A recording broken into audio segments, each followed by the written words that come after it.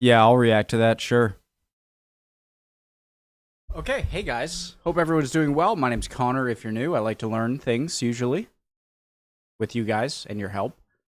EU Made Simple, great channel, preemptive like, original link, top description, why Europe still funds Putin's war, and the plan to fix it. So, I'm no geopolitics expert, but I imagine they're trying to walk a line between having cheap energy so it doesn't mess up their domestic stuff, while also trying to not give Russia any more money than they need to.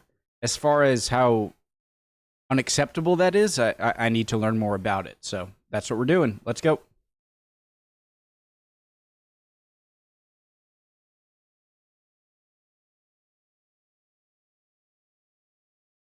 Sorry, guys. The audio is not working. Should work now.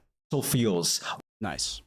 This video is sponsored by UPDF. In 2024, the EU member states did something almost unthinkable. They sent 22 billion euros to Moscow for fossil fuels, while at the very same time giving only 19 billion euros of support to Kiev. That means the European Union is literally paying Russia more than it gives Ukraine, even as the war rages on its doorstep, funding both sides of the conflict. How is that even possible? The answer is simple: gas, Russian gas. And despite everything, yeah, that's true. The fact that it is on the European doorstep, now morally, should it matter if someone is perpetrating a war across the world and it's not immediately a threat to you? Is it morally okay to then buy it? Maybe not, right? But the fact that Russia does actually threaten Europe, you would think that there really wouldn't be a cost that would be okay for Europe to send money. So many European capitals are still buying it. It hasn't gone unnoticed in Washington either. Trump is now threatening to tie US sanctions on Russia to whether Europe actually acts. They're buying oil and gas from Russia while they're fighting Russia. It's embarrassing to them, and it was very embarrassing to them when I found out about it, I can tell you that. And honestly, he has a point. Almost 4 years into this war, and Europe is still hooked on Russian energy. But Brussels insists change is now finally coming. We know what drove prices up. That was dependency on Russian fossil fuels. So it's time to get rid of dirty Russian fossil fuels completely.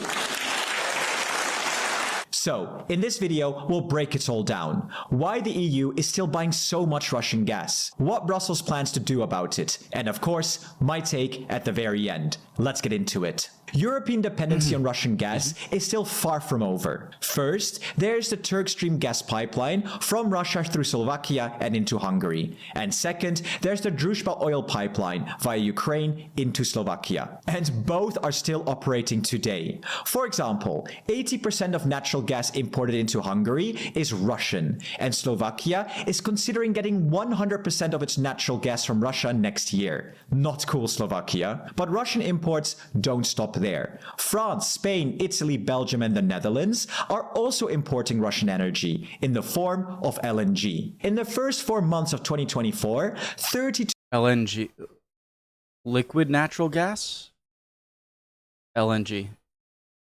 Probably liquid natural gas, I'd assume. in the form of LNG. In the first 4 months of 2024, Wait. Liquid natural gas. So that would just be liquid.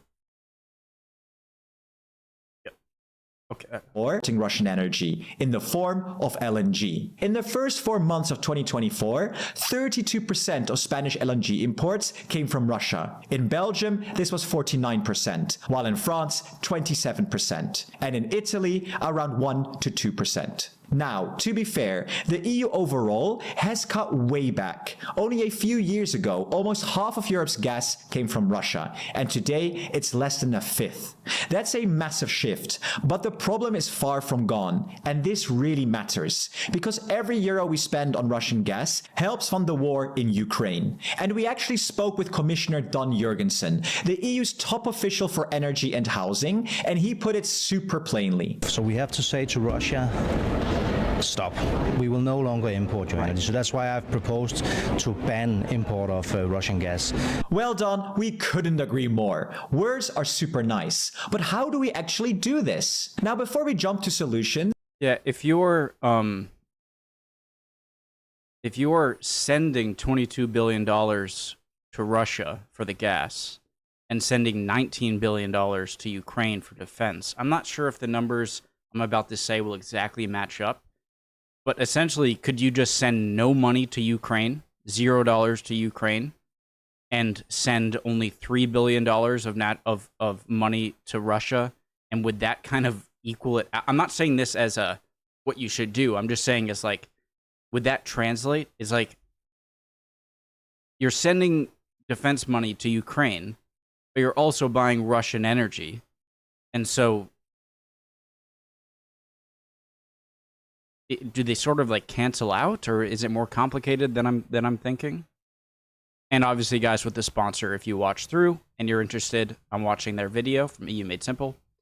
And original link, top of the description. Make sure to use any promo codes and links if you're interested in the sponsor. To solutions, I'd like to take a moment to introduce the sponsor of today's video, UPDF. I'm sure you know how much it sucks dealing with PDFs. Well, meet UPDF 2.0, the all-in-one PDF editor that finally makes PDFs tolerable, maybe even fun. With UPDF, you can actually edit anything inside a PDF file, text or images. And if there's an annoying watermark, you can add one or remove it in seconds. UPDF AI Assistant can summarize long PDFs without changing formats instantly, and even run deep research to pull key points with cited sources right inside of your file. Reading is easy too. You get clean reading modes, eye protection, and even some custom skins so your PDFs match your vibe. And if you're an annotator, you can highlight, underline, or drop notes. And organizing, super easy too. You can delete, reorder, or insert pages with just a few clicks. And the very best part is that it works on every platform. One account, 4 devices, and lifetime updates. It's faster and safer and 1/6 the price of Adobe. So if you want to stop fighting with PDFs and actually enjoy working with them, grab UPDF 2.0 from the link in the description and enjoy our limited time offer. Back to the video. Commissioner Jurgensen has a plan. So instead of being 27 different countries with 27 different energy systems, we're trying to unite so that we have one energy system. This will be of great benefit to all Europeans because it will mean that energy prices will go down. The Commission has identified 8 major bottlenecks. But that ruins. I don't want to make Slovakia and Hungary to make out them to be more nefarious than they are, because again, I don't know enough, but it's hard for me to ignore that the fact that Slovakia and Hungary are in the EU and in NATO. Are they both in the EU? I think so. And in NATO. That sounds nefarious, but it could be true. That is kind of leveraging power you have within the EU. Is simply reducing Russian reliance can gain you stuff. And so I don't want to make it out more nefarious than it is, but I recognize that could be a thing that they're thinking of. Next, in Europe's grid, and mapped out 8 major energy highways to fix these. Or as Jurgensen puts it, You compare it to a bottleneck, like if you have a bottle of ketchup, right? So the bottleneck means that you have to do like this, tick, tick, tick, and then the ketchup will flow. Same with energy. There's some bottlenecks where we have to push it a little bit, and then the energy will flow. Love the example, Don. And what this really means is linking up our energy grids between countries. Think of the big high voltage transmission lines that carry electricity to power things like your TV. They can run overhead on pylons or be buried underground. And Don's team has identified 5 connections as a priority. First, connect Iberia and France. This will reduce the chance of more power cuts in the region, as we saw only a couple of months ago. Second, connect Cyprus with continental Europe. Third, strengthen power links in the Baltic states. This includes a connection to Poland and cutting connections with Russia. Fourth, improve energy supplies in the Balkan region by connecting its power grids. And fifth, turn the North Sea into an offshore interconnector hub, which basically allows countries in the North Sea to share their production capacity.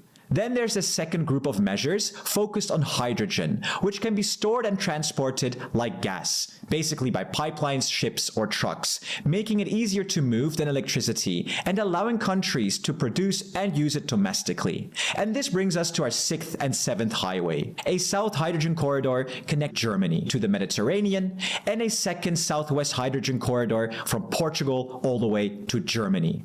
And finally, we have improving price stability, which is a byproduct of all the above points combined with financial tools. So that's the overview of the 8 highways.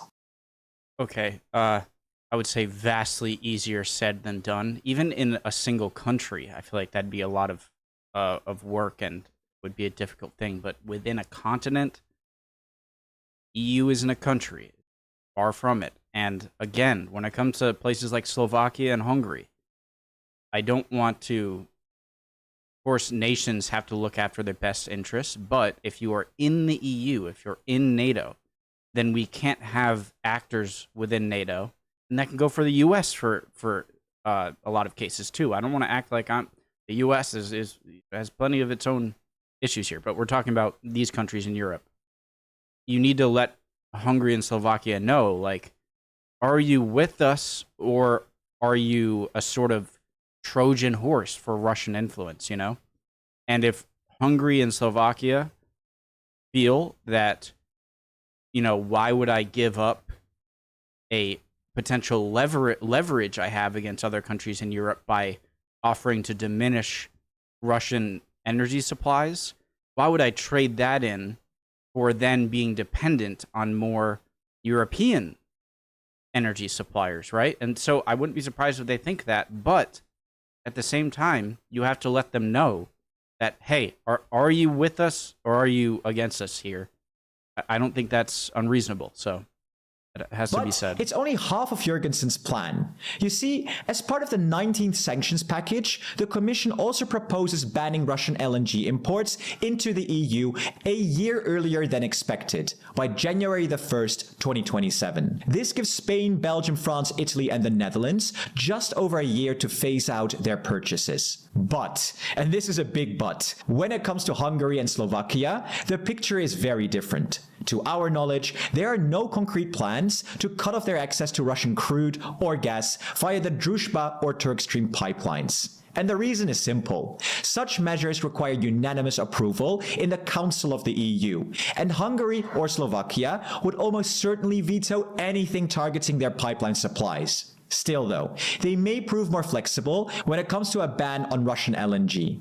So, these are the plans for EU energy. But why should you care? First, to prevent its use as a weapon. The less Europe depends on energy imports from places like Russia, the harder it is for anyone to use it as a political weapon. Second, cheaper energy. A connected grid means less waste, more competition, and lower costs. That translates into lower energy bills for people like you and me. Third, removing dependency. The dependency on foreign gas imports, not just Russian by the way, leaves us super vulnerable. Divesting will allow for more European autonomy. And finally, green energy. If we produce our energy at home, we have full control over our energy mix. And if we want to, we can make this completely focused on renewable green energy. Here's my opinion. We need to cut off Russian gas now. It's so absurd that parts of Europe are still buying it, including my home country. Every euro spent on that gas is money that fuels the very war we're helping Ukraine fight. It should have been banned years ago. And with Russia escalating with drones and planes in Poland and Estonia, it's finally time we do all we can against the Putin regime. But this is crucial. We can't just swap one dependency for another. The new US-EU trade deal includes around $750 billion. This is why I have not brought up. I've thought about it, but I haven't brought it up. It's like, well, you could buy Americans gas and energy. I'm European. I don't want to trade one reliance for another, even if one isn't constantly flying in the other's airspace and whatever. But that's the reason I haven't brought it up, is because that's reasonable. You don't want to trade one reliance for another. You want to be kind of self-sustainable as much as a continent can be, right? It's not a country. It's an economic alliance in the EU, a military alliance in NATO, but it's not a country. And so saying we sometimes it's like, well, why are you talking about we as if we're one country? Obviously, they mean as a side against Russia and within the European Union and NATO, but complicated. Euros in investment into American gas. Anything I'm saying is wrong, stupid. You disagree? Obviously, guys, call me out as always, all right? I am no expert. I'm learning. Think about it. Replacing 22 billion euros a year of Russian energy with $250 billion a year for American gas. Is that really a smart idea? I don't think so. And I hope it does not happen. And let's be honest, for Hungary and Slovakia, it's a disgrace they're still so reliant on Russia. But the problem is that sanctions and energy decisions often need unanimity, and national governments still hold almost all the power here. But Brussels isn't completely helpless. It has indirect levers, tying EU funds to compliance, or offering a carrot and stick mix of money and infrastructure. Messy, slow, and political. But still, real tools to force change if there's the will. But in the long term, we really need to move away from unanimity and to qualified majority voting. Thank you so much for watching. Make sure to check out UPDF, the all-in-one PDF editor that finally makes PDFs tolerable and changeable. We've left the link in our description. Thank you to our presidents, Jan Chauke, Christian Peter.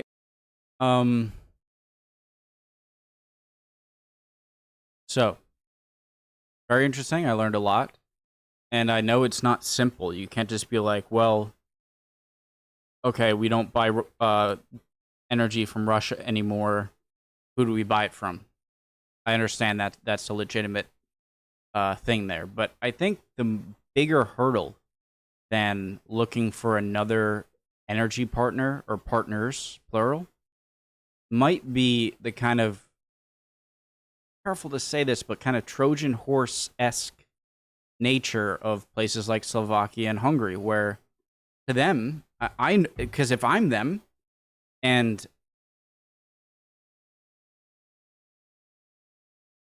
in reality, they're not just going to say, okay, fine, we'll get rid of this energy dependence and then go towards more than the EU, but that one, as nefarious as it can sound, does lessen their bargaining power within the EU itself.